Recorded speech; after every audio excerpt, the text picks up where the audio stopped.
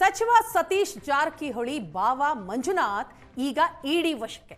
ಬೆಳಿಗ್ಗೆ ಸತೀಶ್ ಜಾರಕಿಹೊಳಿ ಅವರ ಸಂಬಂಧಿ ಅಂದ್ರೆ ತಂಗಿ ಗಂಡ ಮಂಜುನಾಥ್ ಮನೆ ಮೇಲೆ ಇಡಿ ಅಧಿಕಾರಿಗಳು ರೇಡ್ ಮಾಡ್ತಾರೆ. ಅಬಕಾರಿ ಇಲಾಖೆಯ ಹೆಚ್ಚುವರಿ ಆಯುಕ್ತ ವೈ ಮಂಜುನಾಥ್ ಸತೀಶ್ ಜಾರಕಿಹೊಳಿ ಅವರ ಬಾವ.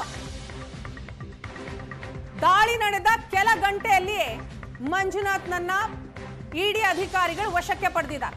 ಬೆಂಗಳೂರಿನ ರೇಸ್ ಕೋರ್ಸ್ ರಸ್ತೆಯ ಅಪಾರ್ಟ್ಮೆಂಟ್ನಲ್ಲಿ ಮಂಜುನಾಥ್ನನ್ನ ಅಧಿಕಾರಿಗಳು ವಶಕ್ಕೆ ಪಡೆದಿದ್ದಾರೆ.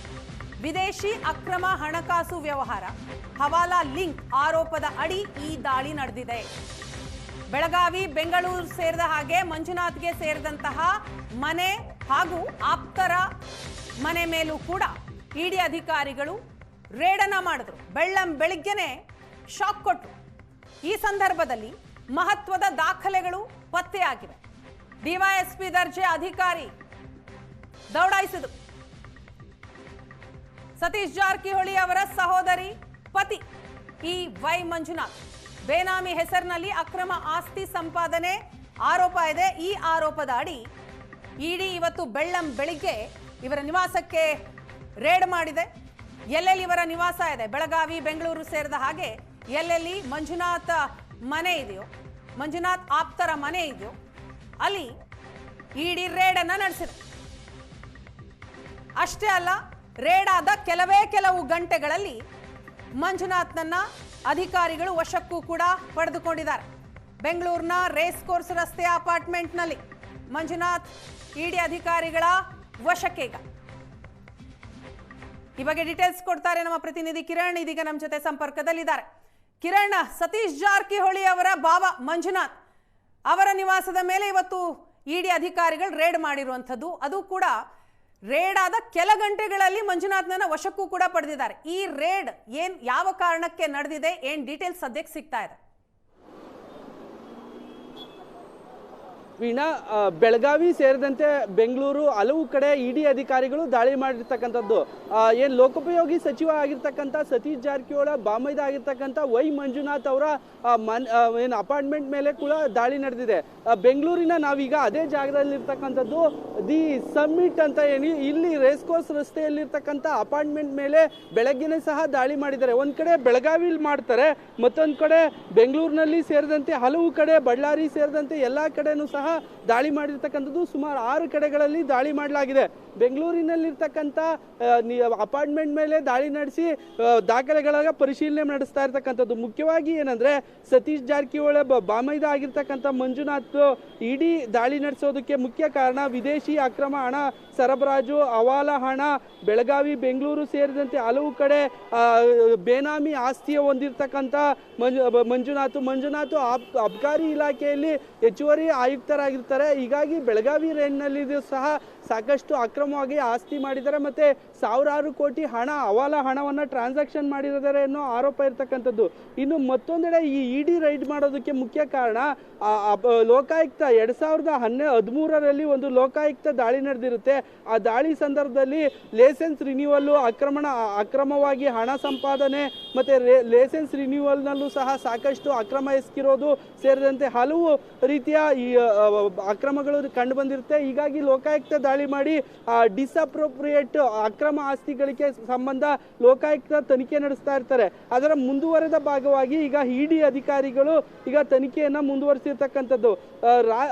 ಈ ಹಿಂದೆ ಅಬಕಾರಿ ಇಲಾಖೆಯಲ್ಲಿದ್ದಂತಹ ಮಂಜುನಾಥನ್ನ 2015ರಲ್ಲಿ ಇದೇ ಸಿದ್ದರಾಮಯ್ಯ ಸರ್ಕಾರ ಬೆಳಗಾವಿ ರೇಂಜ್ ಅಂತ ಹೊಸದಾಗಿ ಮಾಡುತ್ತೆ. ಆ ರೇಂಜ್ಗೆ ಇವ್ರನ್ನ ಅಪಾಯಿಂಟ್ ಮಾಡುತ್ತೆ. 2015ರಿಂದಲೂ ಸಹ ಇವ್ರು ಅಲ್ಲೇ ಇರ್ತಕ್ಕಂಥದ್ದು. ಹೀಗಾಗಿ ಅವರ ಟ್ರಾನ್ಸಾಕ್ಷನ್ ಆಗಿರ್ಬೋದು, ಅಕ್ರಮ ಹಣ ವರ್ಗಾವಣೆ, ಬೇನಾಮಿ ಆಸ್ತಿ ಆಗಿರ್ಬೋದು, ಹವಾಲಾ ದಂಧೆ ಆಗಿರ್ಬೋದು, ಈ ರೀತಿ ಸಾಕಷ್ಟು ಕಡೆಗಳಲ್ಲಿ ಮಾಡಿರ್ತಕ್ಕಂಥದ್ದು.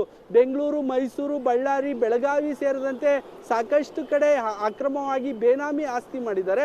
ಹೀಗಾಗಿ ರೈಡ್ ಮಾಡಿ ಇಡಿ ಅಧಿಕಾರಿಗಳು ಪರಿಶೀಲನೆ ನಡೆಸ್ತಾ ಇರ್ತಕ್ಕಂಥದ್ದು. ಈ ಹಿಂದೆ ಕೂಡ ಲೋಕಾಯುಕ್ತ ದಾಳಿ ನಡೆದಿತ್ತು, ಅದನ್ನ ಈಗ ಡಿಇ ಅನ್ನ ಕ್ಲೋಸ್ ಮಾಡಲಾಗಿದೆ. ಇದರ ಮುಂದುವರೆದ ಭಾಗವಾಗಿ ಇಡಿ ಇದನ್ನ ಟೇಕ್ ಓವರ್ ಮಾಡಿ ಏನು ಅಲ್ಲಿ ಅವರನ್ನ ಈಗ ವಶಕ್ಕೆ ಪಡೆದು ವಿಚಾರಣೆ ಮಾಡ್ತಾ ಇದ್ದಾರೆ.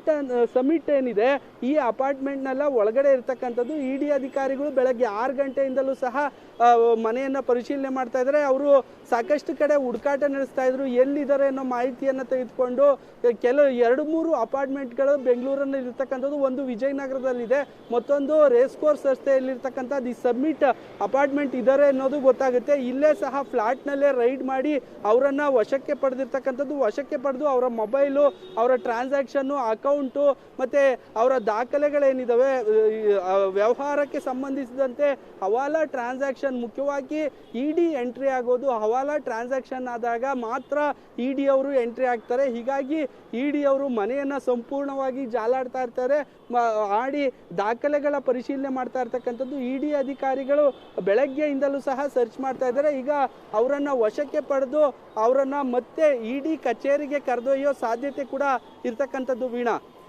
ಅಂದ್ರೆ ಕಿರಣ್, ಈಗ ಇಡಿ ಅಧಿಕಾರಿಗಳು ಮಂಜುನಾಥ್ ಅವರನ್ನ ವಶಕ್ಕೆ ಪಡೆದಿದ್ದಾರೆ ನಿಜ. ಇವತ್ತು ಸಂಜೆವರೆಗೂ ವಿಚಾರಣೆ ಮಾಡಿ ವಾಪಸ್ ಕಳಿಸ್ತಾರಾ ಅಥವಾ ಕಸ್ಟಡಿಯಲ್ಲೇ ಇಟ್ಕೊಳ್ತಾರಾ? ಏನ್ ಸಾಧ್ಯತೆಗಳು ಹೆಚ್ಚಾಗಿ ಕಂಡು ಬರ್ತಾ ಇದೆ?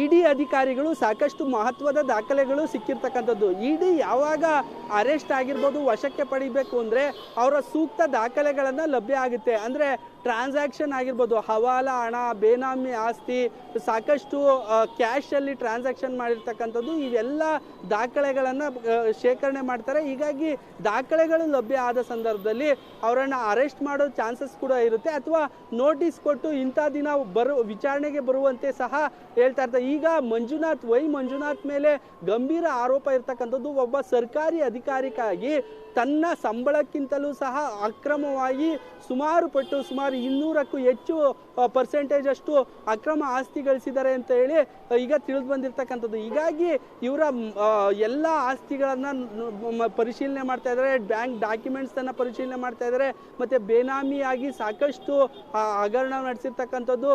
ಅಬಕಾರಿ ಇಲಾಖೆಯಲ್ಲಿ ಇದ್ಕೊಂಡು ಒಬ್ಬ ಸರ್ಕಾರಿ ಅಧಿಕಾರಿಯಾಗಿ ಕೋಟ್ಯಾಂತರ ರೂಪಾಯಿ ಅವ್ಯವಹಾರ ನಡೆಸಿರೋದು ಕಂಡು ಬಂದಿರತಕ್ಕಂಥದ್ದು. ಹೀಗಾಗಿ ಅವರನ್ನ ಅರೆಸ್ಟ್ ಮಾಡೋ ಚಾನ್ಸಸ್ ಕೂಡ ಇರ್ತಕ್ಕಂಥದ್ದು. ವೀಣಾ, ಥ್ಯಾಂಕ್ ಯು ಕಿರಣ್, ತಮ್ಮ ಡೀಟೇಲ್ಸ್ಗಾಗಿ.